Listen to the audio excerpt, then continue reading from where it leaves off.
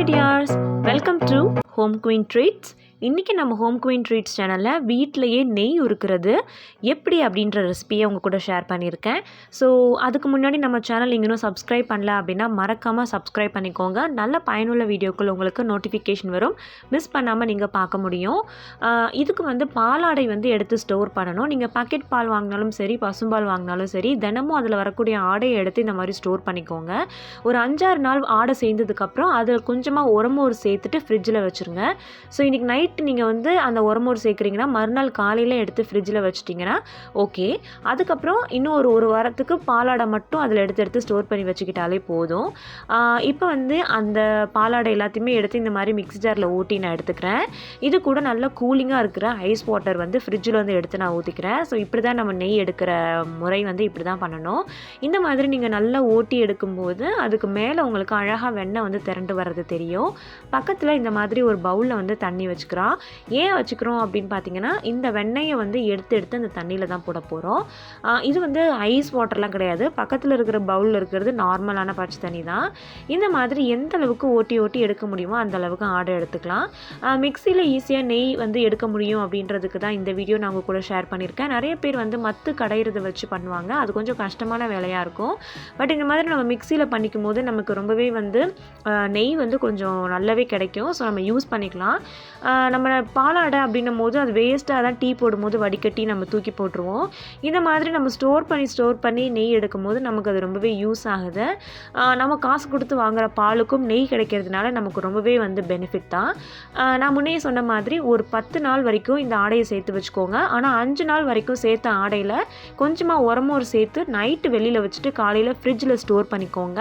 அதுக்கப்புறம் இன்னும் ஒரு 5 நாள் அதில் ஆடை சேர்த்துக்கிட்டே வந்தீங்கன்னா ஓரளவுக்கு உங்களுக்கு பாலாடை கிடச்சிரும். ஸோ எப்போவுமே ஃப்ரிட்ஜில் தான் வைக்கணும், வெளியில் வச்சிடக்கூடாது. உரமோர் சேர்க்கும் போது மட்டும் நைட்டு சேர்த்துட்டு காலையில் திரும்ப தூக்கி ஃப்ரிட்ஜில் வச்சுருங்க. நான் சொல்கிறது உங்களுக்கு புரியும்னு நினைக்கிறேன். ஸோ இந்த மாதிரி ஓட்டி எடுக்கும்போது நமக்கு இந்த வெண்ணெய் அழகாகவே வந்துடுச்சு. எந்த அளவுக்கு ஓட்டி எடுக்கணும் அப்படின்றதையும் நீங்கள் பாருங்கள். முடிஞ்ச அளவுக்கு இந்த மாதிரி வெண்ணெய் நம்மளால் எடுக்க முடியணும். பார்க்குறதுக்கு அது ஒரு நீத்து போன தண்ணி மாதிரி இருக்கணும். அதில் இருக்கிற வெண்ணெய் எதுவுமே நமக்கு தெரியாத அளவுக்கு ஒரு 2-3 டைம்ஸ் இந்த ஐஸ் வாட்டர் ஊற்றி நம்ம ஓட்டி எடுத்துக்கிட்டோன்னா நமக்கு அந்த வெண்ணெய் கிடச்சிரும். இப்போ ஆல்மோஸ்ட் எல்லாத்தையுமே எடுத்தாச்சு. இப்போ பார்த்தாலே உங்களுக்கு தெரியும் இதில் எங்கேயுமே வெண்ணெய் இல்லை. ஸோ இது அப்படியே உப்பு போட்டு குடிக்கலாம். ரொம்பவே நல்லாயிருக்கும், மோர் மாதிரியே இருக்கும். இதுவும் நம்ம கீழே ஊற்ற தேவை கிடையாது. இப்போ நம்மளுடைய வெண்ணெய் ரெடி ஆகிடுச்சு. இருந்தாலும் ஃபைனலாக ஒரு தடவை ஓட்டி பார்க்கலாம். சப்போஸ் அதுலேருந்து ஏதாவது கிடைக்குதா அப்படின்னு பாருங்கள். ஒன்றுமே கிடைக்கல. இந்த அளவுக்கு நமக்கு நுர வந்துருச்சு. ஸோ அவ்வளோதான், அதில் வெண்ணெய் இல்லைன்னு அர்த்தம்.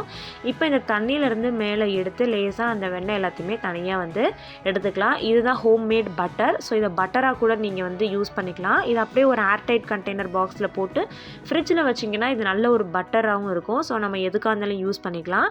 இதே உங்களுக்கு நெய்யாக வேணும் அப்படின்னா ஒரு கடாய் ஹீட் பண்ணிக்கோங்க. முருங்கைக்கீரை கொத்து 2 எடுத்து வச்சுக்கோங்க. ஸோ அது மூலயமா தான் நம்ம நெய் செய்ய போகிறோம்.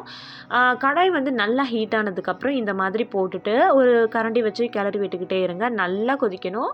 அடுப்பு கொஞ்சம் மீடியம் ஃப்ளேம்லேயே வச்சுக்கோங்க. பட் நல்லாவே கொதிக்கணும். கொதிச்சு அதோடைய கலர் பார்த்திங்கன்னா நல்லாவே சாக்லேட் ப்ரௌன் கலரில் மாறும். இந்த எல்லோவாக இருக்கிறது அந்த கலரில் மாறுற வரைக்குமே நம்ம கொதிக்க வச்சுட்டே தான் இருக்கணும். ரொம்ப ஹையில் வச்சிட வேண்டாம், ஓரளவுக்கு குறைச்சி வச்சாலே போதும். நல்லா கொதிச்சதுக்கப்புறமா அந்த சாக்லேட் ப்ரௌன் கலர் வந்ததுக்கப்புறம் அதில் நம்ம முருங்கை கொத்து இருக்கு இல்லையா, அந்த கீரையை அப்படியே போட்டு அடுப்பை ஆஃப் பண்ணிட வேண்டியதான். அந்த முருங்கைக்கீரை கொஞ்சம் நேரத்துக்கு அப்புறம் நம்ம எடுத்துடலாம். அந்த எடுத்த முருங்கைக்கீரை கூட நம்ம தூக்கி போட வேணாம். அதை சாப்பிட்டோன்னா அவ்வளோ டேஸ்ட்டாக இருக்கும், உடம்புக்கும் ரொம்பவே நல்லது. இந்த மாதிரி கைவிடாமல் கிளறிட்டே இருக்கும்போது உங்களுக்கு அந்த சாக்லேட் ப்ரௌன் கலர் நல்லா உங்களுக்கு பார்க்கும்போதே தெரியும். அது எது நான் காமிக்கிறேன். ஸோ பாருங்கள், இந்த அளவுக்கு அந்த கலர் வந்ததுக்கப்புறம் நம்ம முருங்கை கொத்து போட்டு அடுப்பை ஆஃப் பண்ணிட வேண்டியதான்.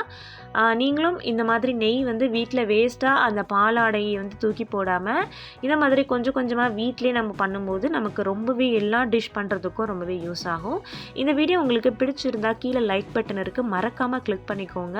அண்ட் உங்கள் ஃப்ரெண்ட்ஸ் அண்ட் ஃபேமிலிக்கு மறக்காமல் ஷேர் பண்ணுங்கள். நீங்களும் உங்கள் வீட்டில் நெய் எடுத்து ட்ரை பண்ணி பாருங்கள்.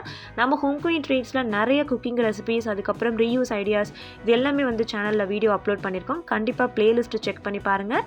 கீழே டிஸ்கிரிப்ஷன் பாக்ஸ்லேயும் நிறைய லிங்க்ஸ் இருக்குது. இந்த வீடியோ பார்த்ததுக்கு நன்றி. தேங்க்யூ ஸோ மச் ஃபார் வாட்சிங் திஸ் வீடியோ.